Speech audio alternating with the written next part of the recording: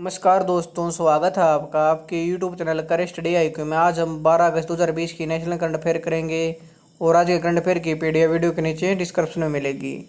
पर आज का पहला प्रश्न है, हाल ही में किस भारतीय अंपायर को ICC के अंतर्राष्ट्रीय अंपायरों के एलिट पैनल में शामिल किया गया है?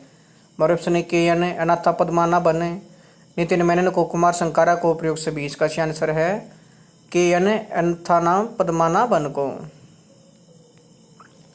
भारतीय अंपायर नितिन मेनन को एलिट पैनल में शामिल किए जाने के बाद अब KN अनाथा पद्मनाभन को भी ICC के अंतर्राष्ट्रीय अंपायरों के पैनल में शामिल किया गया है।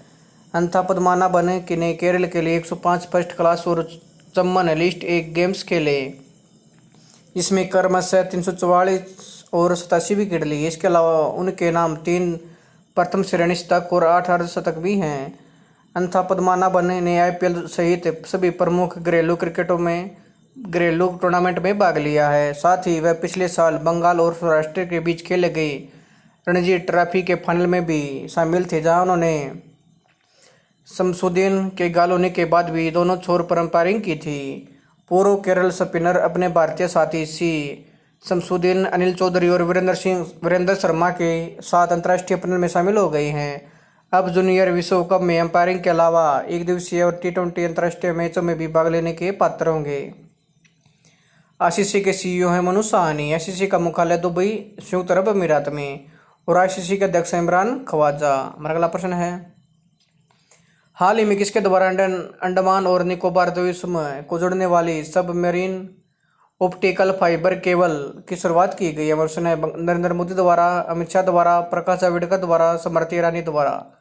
इसका आंसर है नरेंद्र मोदी द्वारा। प्रधानमंत्री श्री नरेंद्र मोदी द्वारा अंडमान और निकोबार द्वीप समूह को जोड़ने वाली सबमरीन ऑप्टिकल फाइबर केबल की शुरुआत की गई है।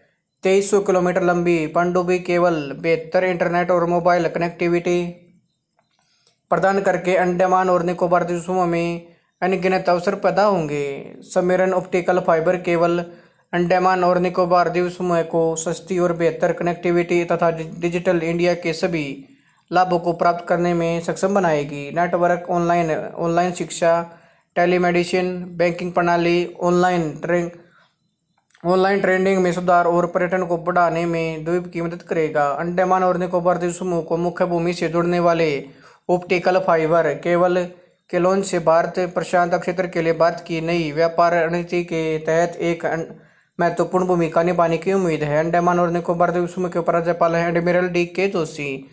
अगला प्रश्न है, हाल ही में विश्व जैव ईंधन दिवस कब मनाया गया? 10 अगस्त, 11 अगस्त, 12 अगस्त, 13 अगस्त। इसका आंसर है 10 अगस्त को। पेट्रोलियम और प्राकृतिक गैस मंत्रालय द्वारा हर साल 10 अगस्त को वर्ल्ड बायोफ्यूल डे यानी विश्व जैव ईंधन दिवस के रूप में मनाया जाता है। मंत्रालय ने इस अवसर पर जैव ईंधन की ओर से आत्मनिर्भर भारत के विषय पर एक वेबिनार का आयोजन किया। विश्व जैव ईंधन दिवस को पारंपरिक जीवाश्म ईंधन के विकल्प के रूप में गैर जीवाश्म ईंधन के महत्व के बारे में जागरूक करने के लिए हर साल मनाया जाता है। साथ ही यह दिन जैव ईंधन क्षेत्र में सरकार द्वारा किए गए विभिन्न प्रयासों को उजागर करने के लिए भी मनाया जाता है।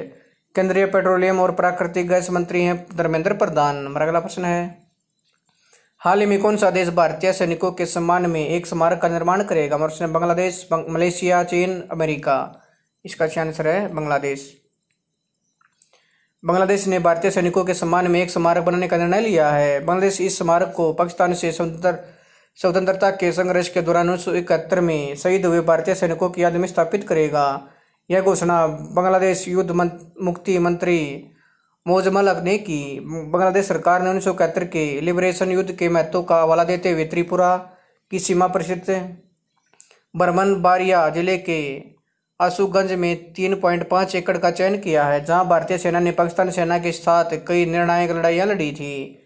प्रस्तावित स्मारक केवल भारतीय सेना के लिए है ताकि भारतीय सेना और बांग्लादेश के स्वतंत्रता सेनानियों के बीच अमरदीप को संजोया जा सके। बांग्लादेश के प्रधानमंत्री हैं शेख हसीना। इसकी राजधानी है ढाका और इसकी मुद्रा है टका। अगला प्रश्न है, हाल ही में कमला के नाम से लोकप्रिय प्रो रेसलर जेम्स हैरिस का निधन कितने वर्ष की आयु में हो गया? 70 वर्ष, 75 वर्ष, 78 वर्ष, 85 वर्ष। इसका आंसर है 70 वर्ष। कमला के नाम से लोकप्रिय प्रो रेसलर जेम्स हैरिस का निधन 70 वर्ष की आयु में हो गया है। एरिस ने हल्क होगन, द अंडरटेकर और आंद्रे द जायंट सहित WWE इतिहास के सबसे बड़े सुपरस्टारों के साथ फाइट की थी। द युगांडा जाइंट एक अनूठा चरित्र था जिसने यादगार तरीके से रिंग के अंदर और बाहर दोनों तरफ लोगों को आकर्षित किया। जेम्स हैरिस ने mid south world class championship wrestling WCW और WWE में रेसलिंग की। हैरिस ने 1984 में रेसलिंग बोबो ब्राजील के संरक्षण में रेसलिंग में अपना करियर शुरू किया। हमारा अगला प्रश्न है, हाल ही में किसने चौथी बार श्रीलंका देश के प्रधानमंत्री के रूप में शपथ ली? हमारा प्रश्न शेख हसीना, महिंद्रा राजपक्षे, शिंजो अबे, उपरोक्त सभी। इसका सही आंसर है महिंद्रा राजपक्षे ने। श्रीलंका के पूर्व राष्ट्रपति महिंद्रा राजपक्षे ने चौथी बार देश के प्रधानमंत्री के रूप में शपथ ली। यह कारनामा उनकी पार्टी की 5 अगस्त 2020 को संसदीय चुनाव में शानदार जीत हासिल करने के बाद हुआ। महिंद्रा राजपक्षे को 9वीं संसद के लिए उनके छोटे भाई और राष्ट्रपति गोतबाया राजपक्षे के ने पद की शपथ ऐतिहासिक बौद्ध मंदिर केलानिया में राजमहा बिहार उत्तरी कोलंबो उपनगर में दिलाई। श्रीलंका पीपुल्स पार्टी के 74 वर्षीय नेता को श्रीलंका का पीएम नियुक्त किया गया है। इससे पहले 2004 में महिंद्रा राजपक्षे पहली बार प्रधानमंत्री चुने गए थे और 2018 और 2019 में फिर से संक्षिप्त अवधि के लिए नियुक्त किए गए थे। उन्होंने 2005 से 2015 तक द्वीप राष्ट्र के अध्यक्ष के रूप में भी कार्य किया है।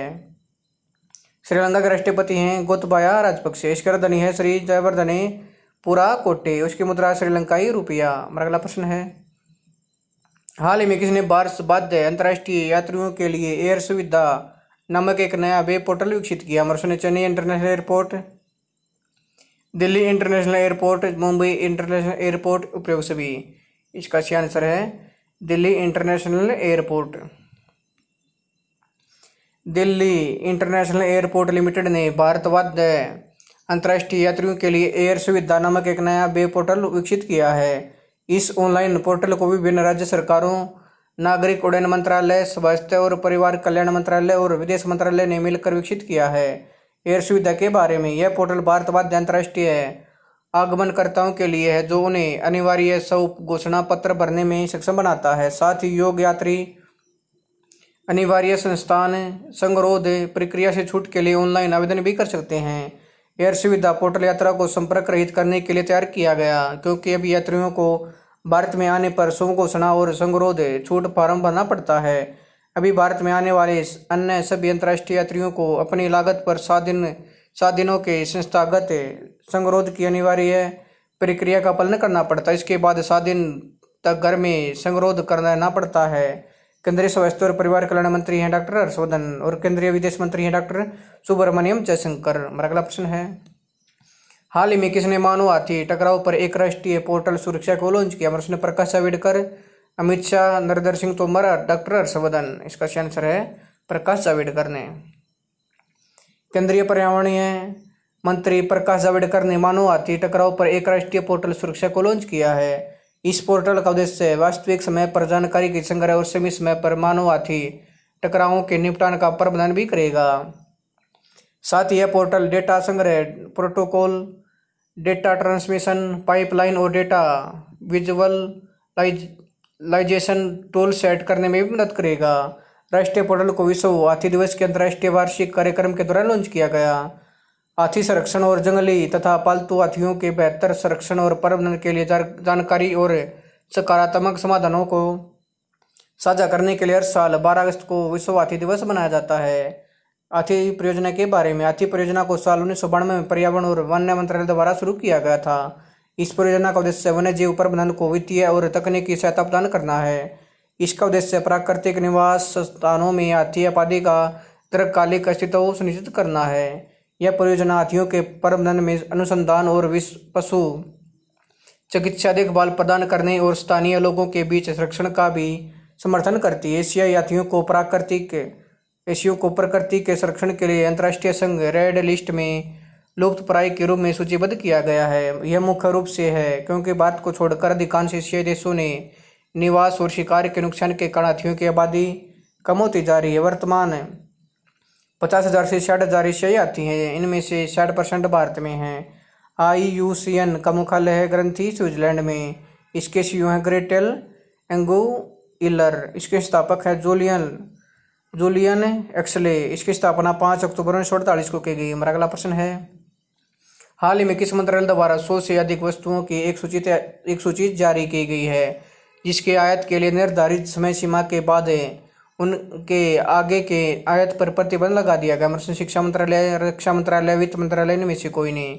इसका सही आंसर है रक्षा मंत्रालय। रक्षा मंत्रालय द्वारा 100 से अधिक वस्तुओं की एक सूची जारी की गई है, जिसके आयात के लिए निर्धारित समय सीमा के बाद उनके आगे के आयात पर प्रतिबंध होगा। प्रधानमंत्री के आत्मनिर्भर भारत आह्वान पर सैन्य मामलों के विभाग ने 101 वस्तुओं की एक सूची तैयार की है, जो रक्षा क्षेत्र में आत्मनिर्भरता की दिशा में एक बड़ा कदम है। साथ ही अनुमान है कि अगले 5 से 7 वर्षों के अंदर भारतीय उद्योगों के साथ लगभग 4 लाख करोड़ रुपए के अनुबंध होंगे। सूची के बारे में, सूची में तोपखाने की बंदूकें, असोल्ट राइफलें, कॉर्बेट, सोनार सिस्टम, परिवहन विमान, हल्के लड़ाकू हेलीकॉप्टर, रडार और कई अन्य वस्तुओं जैसे उच्च प्रौद्योगिकी हथियार प्रणालियां शामिल हैं। इस सूची में दिसंबर 2021 की सांकेतिक आयात प्रतिबंध के साथ पहियों वाले बख्तरबंद लड़ाकू वाहन भी शामिल हैं, जिनमें से 5,000 करोड़ रुपए से अधिक की अनुमानित लागत पर सेना को लगभग 200 AFB के लिए अनुबंध करने की उम्मीद है। नौसेना दिसंबर 2021 की सांकेतिक आयात प्रतिबंध तिथि के साथ पनडुब्बियों की मांग कर सकती है, जिसमें से लगभग 42,000 करोड़ रुपए की अनुमानित लागत पर 6 पनडुब्बियों के अनुबंध की उम्मीद है। वायुसेना के लिए दिसंबर 2020 के सांकेतिक आयात प्रतिबंध के साथ हल्के लड़ाकू विमान LCA Mk-1A को सूचीबद्ध करने का निर्णय लिया गया है। इनमें से 123 हल्के लड़ाकू विमान LCA Mk-1A के लिए लागत 85,000 करोड़ रुपए की अनुमानित लागत आएगी। हमारे देश के रक्षा मंत्री हैं राजनाथ सिंह। हमारा अगला प्रश्न है, हाल ही में किसके द्वारा राष्ट्रीय अवसंरचना पाइपलाइन ऑनलाइन डैशबोर्ड का उद्घाटन किया गया है? प्रश्न निर्मला सीतारमण द्वारा, अमित शाह द्वारा, नरेंद्र सिंह तोमर द्वारा, इनमें से कोई नहीं। इसका सही आंसर है निर्मला सीतारमण द्वारा। केंद्रीय वित्त और कॉरपोरेट कार्य मंत्री निर्मला सीतारमण द्वारा राष्ट्रीय अवसंरचना पाइपलाइन ऑनलाइन डैशबोर्ड का उद्घाटन किया गया है। लॉन्च किया गया नया प्लेटफॉर्म NIP नए भारत में बुनियादी ढांचा परियोजनाओं की जानकारी के लिए सभी हितधारकों के लिए वन स्टॉप समाधान के रूप में कार्य करेगा। इस मंच को आत्मनिर्भर भारत की दिशा की ओर एक कदम माना जा रहा है। यह PPP परियोजना के लिए निवेशकों को आकर्षित करेगा और अपडेट परियोजना जानकारी के लिए आसान पहुंच सुनिश्चित करेगा। National infrastructure pipeline online dashboard परियोजनाओं की तैयारी में सुधार, निवेश को बुनियादी ढांचे में आकर्षित करेगा और भारत निवेश ग्रिड पर होस्ट किया जाएगा। IIG एक ऑनलाइन प्लेटफॉर्म है जो वैश्विक निवेशक समुदाय को देश में उत्तम और वास्तविक समय के निवेश के अवसरों के बारे में जानकारी प्रदान करता है। NIP दोनों आर्थिक के साथ साथ सामाजिक बुनियादी ढांचा परियोजना को भी कवर करेगा। दोस्तों, अगर आपको वीडियो पसंद आए तो आप मेरे YouTube चैनल कर स्टडी IQ को लाइक करें, इस चैनल को सब्सक्राइब करें और इसके बेल आइकन को दबा दें ताकि आने वाली हर वीडियो का नोटिफिकेशन आपको टाइम पे मिलता रहे। धन्यवाद दोस्तों।